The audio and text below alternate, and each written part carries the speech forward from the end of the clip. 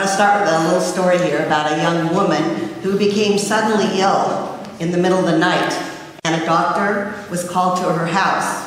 So he arrives, and after a quick look at the patient, the doctor steps outside the room to get her husband, and he asks for a corkscrew. Receiving the tool, he disappeared back into the room, but several minutes later, he came back, and he demanded a pair of pliers. Again, he disappeared into the room of the moaning patient, only to call out again, "I need a chisel and I need a hammer." Her husband couldn't stand it any longer. "What's wrong with her, doctor?" "I don't know yet," was his reply. "I can't get my bag open."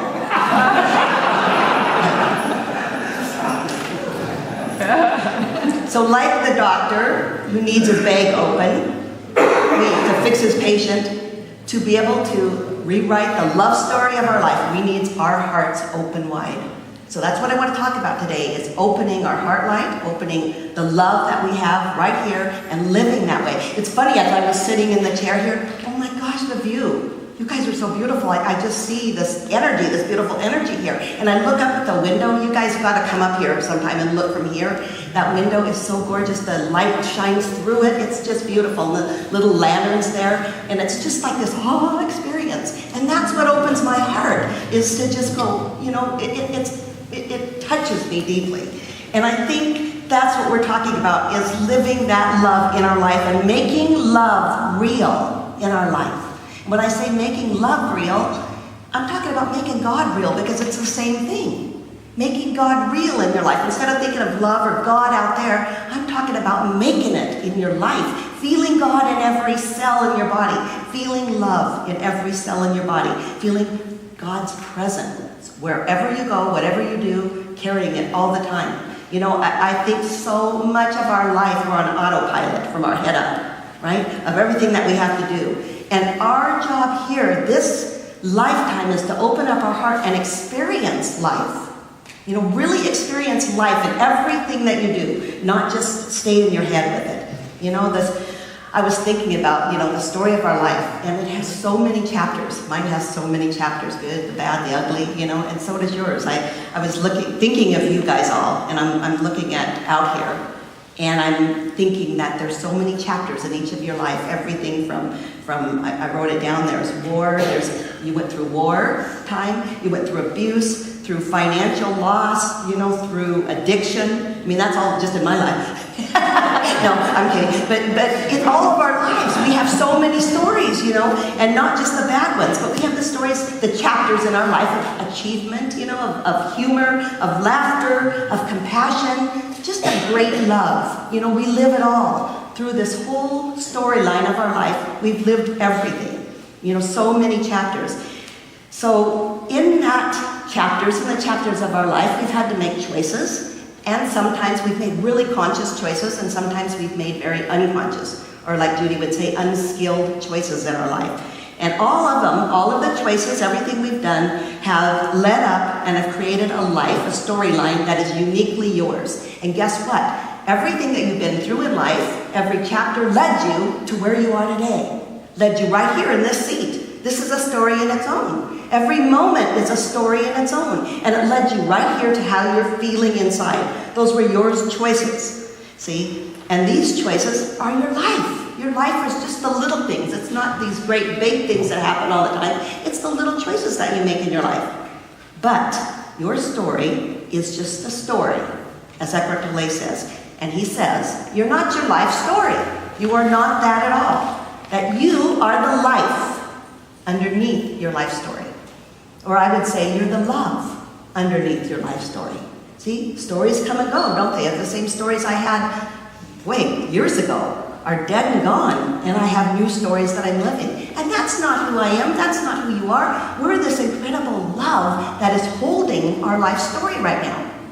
Don't you love that? Now just think about that for a minute. Breathe that in. Because you are the love right now that is holding the life story.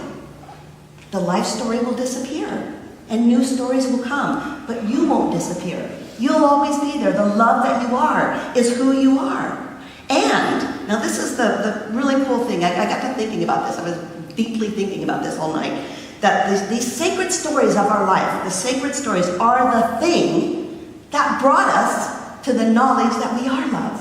Does that make sense? So everything that the stories of your life have let you know that you are love. That's what they're intended to do. That's why we have stories, so that we can get it straight who we really are. So that we can know that we are the truth of love in our life. And every story in our life leads up to that. You know, they're joyful ones, and that's great. You know, I think I've mentioned a million times the little birth of my grandson, where I saw his eyes as he slid out, and I was there, and here his eyes met mine. That was a story of love, and it was a wonderful story, and it reminded me who I am, and it reminded me who he was. But they're not always joyous stories, you know. It took the story of my sad divorce and depression to bring me to God another time. So these stories in our life bring us to love, no matter what they are, if we let them. If we let them. It's like the presence of God is always there, but we have to have the eyes to recognize it. Right? God's always there. Love is always within us all the time. But we've got to call upon it. It's like love is waiting for us. Love is waiting for us to recognize love in every situation of your life. You know, and we don't see it because our perception is so limited by our head of what's going on in the story. Right? We're living in our stories instead of what's underneath the story, instead of living with the power of love in our life. See? And if we want more love in our story, then we need to bring it to everyday moments of your life. Everyday moments. You can bring love right to this moment, right now. If you get out of your head and you feel with your heart. In everything that you do, you make love real. When you walk out here and you talk to another person, drop to your heart. Make love real. Because those are the moments you remember. That's the experience of life. The story will come and go. You know, you might forget who you talked to, but you'll never forget that heart connection that you have with the other person. Remember that. Life is about experiencing. It's about feeling. It's about connection with each other. You know, the stories will come and go. But you'll always love it. It's about living. Like Henry David Thoreau talked about living deliberately. I love this. Here's what he said. He said, I want to live deliberately so as not to live what is not life. Don't you love that? I don't want to live what's not life. You know? I don't want to just live in the story, is what he's saying, about the story and the dramas of life. I want to go underneath. I want to feel the love. I want to feel it. I want to live deliberately. And that's what this call is about living deliberately, living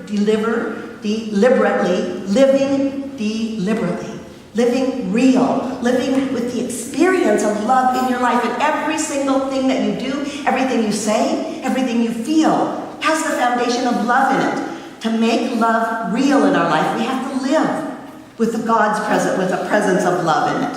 You know? If you just look at a chapter of your life, you know, every day is a chapter. So I was thinking about mine, and I'm looking at like in a week of the think of like in a week, all the things that you do. You know, just the things offhand. Like mine is, I walked the trails in Yorba Linda. I worked on a computer. I made dinner. I facilitated some classes. I played cards, rummy with my kids in Crazy 8. I worked in the backyard. I talked to my brother on the phone. I fed some dogs. I did banking. You know, I did the stuff that you do. I planned, Judy and I did a calendar for Common Ground. This is just the stuff we do, right? The stuff that's going to come and go. But if I want to write a love story, if I want to bring love to those things, then I've got to really not just walk the trail. I've got to smell the orange blossoms and see the horses along the trail. I've got to experience the love in everything I do. I don't stay on the surface of life. I got to live deeply. And that's what we're talking about, going deeper. Going deeper, living deliberately, you know, noticing the birds. When I make dinner, instead of just making dinner while I'm thinking of something else, you know, I've got to be with those vegetables. You know what I'm saying? I got to live presently. That's bringing love to your life in every single thing that you do. You know, having a conversation with somebody. Are we just going, hi, how are you? You know, we don't care. Are we really getting into them? Really getting understanding? You know, that's what I'm talking about. And you get the choice to do this every moment of your life. Every moment there's something, even if you're just sitting looking at outside. You know, you can feel it. You can really feel it. And that's what we're talking about. If I was to ask you, what is God to you? What are the attributes of God? You know, name something. I know compassion and wisdom. What are some other ones? Somebody yell them out to me. Grace. Grace, I love that. Truth. Truth. Joy. What? Joy, yeah, joy is it. And see, it's compassion, kindness, creativity. See, these are the qualities of love. These are the qualities of God that we can make real in our life. You take those qualities. So when you're talking to another person and they're whining about their problems, guess what? That's not bringing God. That's not bringing love. When you bring compassion to their whining, you wouldn't call it whining, okay? But if you bring compassion to what's going on, that's living in love. That's living in love. That's reviving the love story. That's living deliberately, and that's living with this open heart. And that's my prayer for each and every one of us, is that we live with our hearts open wide, that we are vulnerable. That's hard, to be vulnerable and open. We don't know what you're going to get back. But you've got to do it if you want to live deliberately, and you want to live presently, and you want to experience what we are supposed to experience in this life. Not just a bunch of stories that are kind of coming and going. It's about living God, living love, and living life. That's my prayer for each one of us, is that we live so deeply, and we let the stories of our life lead us to the truth of who we really are. Thank you.